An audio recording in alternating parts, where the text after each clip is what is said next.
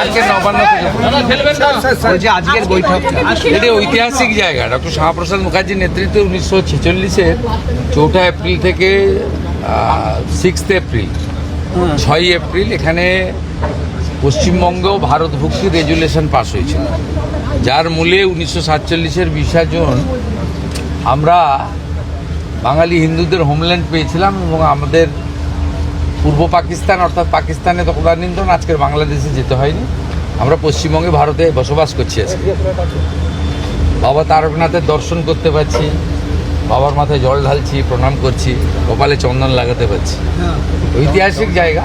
এখানে আমরা তারকেশ্বরে যেহেতু ডক্টর শ্যামাপ্রসাদ মুখার্জি রেজুলেশন নিয়েছিলেন সেই জায়গা এবং সামনে 20 জুন, এটা নিয়ে আমাদের কিছু পরিকল্পনা আছে।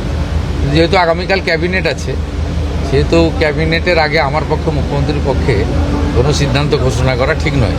কালকে ক্যাবিনেট মিটিংয়ের পরে আমি নবান্নতে আপনাদের জানাবো। কিন্তু এরকম একটা পবিত্র জায়গা দীর্ঘদিন এমন একজনকে করেছিল যাতে এখানকার মানুষের ট্রাস্টি বোর্ডের মাথা।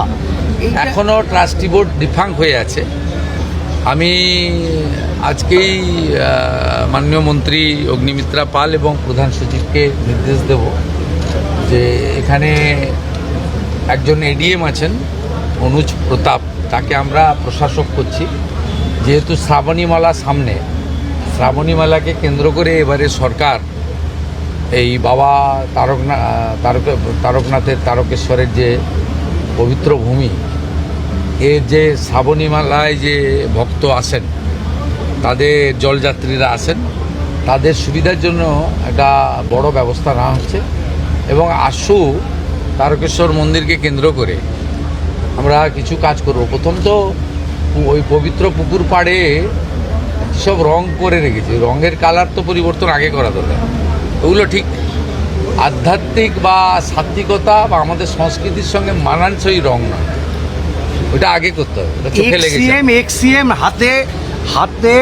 এক্সিএম হাতে সংবিধান নিয়ে হাঁটছে, বলছেন পশ্চিমবঙ্গে গণতন্ত্র বিপন্ন। আমাকে কি একটা ছবি পাঠিয়েছিল, এত দুরাবস্থা আমি জানতাম না। এত দুরাবস্থা, এক ঝুড়ি লোক, 150টা লোক আসেনি। আপনারা তো সাংবাদিকরা গেছেন 200 জন মতো, আপনার 200টা সাংবাদিক না থাকলে তো আর করুণ অবস্থা। তারপরে রাজ্যসভা লোকসভা মিলিয়ে এতগুলো এমপি শুনলাম, 3টে এমপি গেছে, 6 জন এমএলএ গেছে।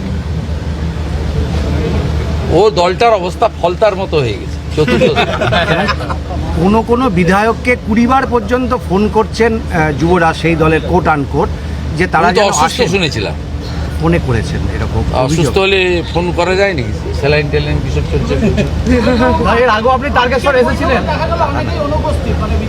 আরে আমি তারকেশ্বর ধামে একবার নয়, রাম মন্দির মাথায় নিয়ে খালি পায়ে হেঁটেছি গোটা তারকেশ্বর। এর আগে পাথর বৃষ্টি হয়েছিল বিজেপির র্যালিতে। আপনি জানেন না, এখানে যেদিন ওই যেটাকে লোক হারিয়ে দিয়েছে 31,000 ভোটে, ও রাম মন্দিরকে অপমান করেছিল, আমি খালি পায়ে গোটা তারকেশ্বর শহর আমার হাঁটা আছে 4 কিলোমিটার।